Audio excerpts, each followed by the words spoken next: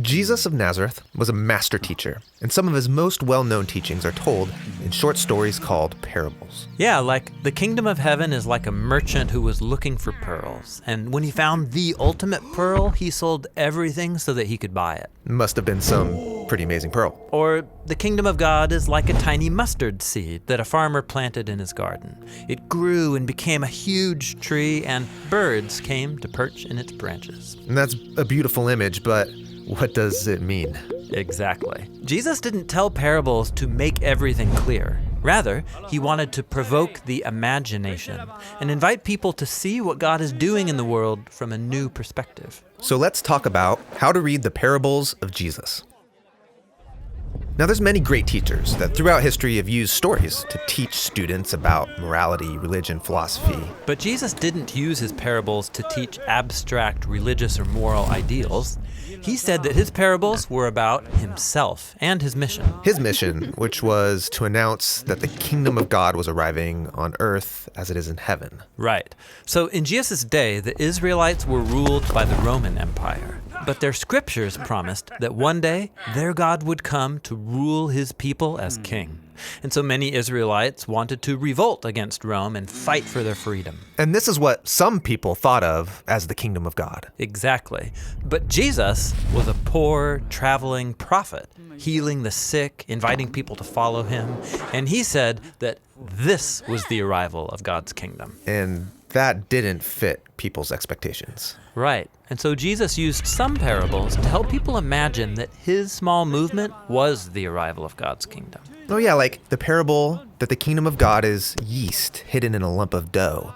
And you might not see its influence, but it's gonna change everything. Jesus also told parables about the upside-down values of God's kingdom, about how the least important people in the world are actually the most important people to God, especially those who are poor and of low status. Yeah, like the parable about the business owner who hired workers throughout the day, in the morning, later in the day, and even towards the end of the day.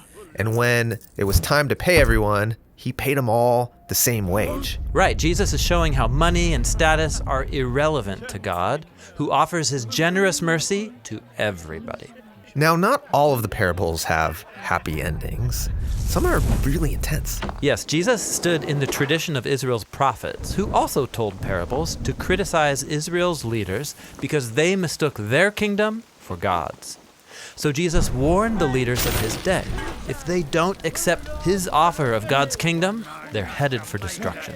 Yeah, like the parable of the landowner who built a wonderful vineyard, and he expects it to produce fruit. Yes, Jesus gets this parable from the prophet Isaiah, but then he adapts it. Right, and so the landowner appoints managers to take care of this vineyard. And at harvest, he sends servants to collect the fruit. But those managers kill the servants. And so the landowner sends his own son to confront the managers, and they kill him too. And so Jesus asked the people around him, what do you all think this landowner should do? Oh, he's gonna punish those managers and hire new ones. Jesus knew that if Israel kept on their current path, they would be destroyed by Rome. And so in parables like this, he's forcing people to make a decision about his offer of God's kingdom. Are people going to reject him, ignore him, or trust and follow him? Now, if this message of God's kingdom is so important, why cloak it in parables? Why not be more clear? Well, through riddles and parables, Jesus could make really bold claims that revealed truth to people who were open-minded. For those who have ears to hear, they could ponder it and go deeper. But the parables would also conceal his message from those who were against him, so that he could buy more time. Buy time for what? Well, Jesus was preparing his closest followers for the greatest surprise yet.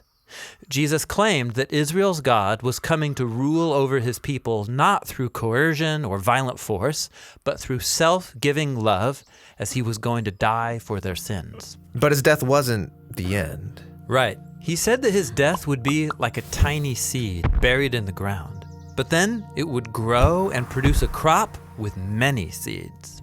So these parables, they explain who Jesus was and what he was up to.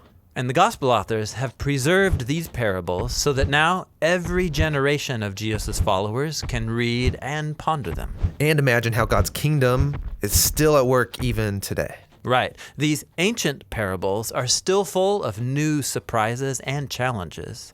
They're like a storehouse packed with treasures, some that are new, some that are old, and it's all just waiting to be discovered.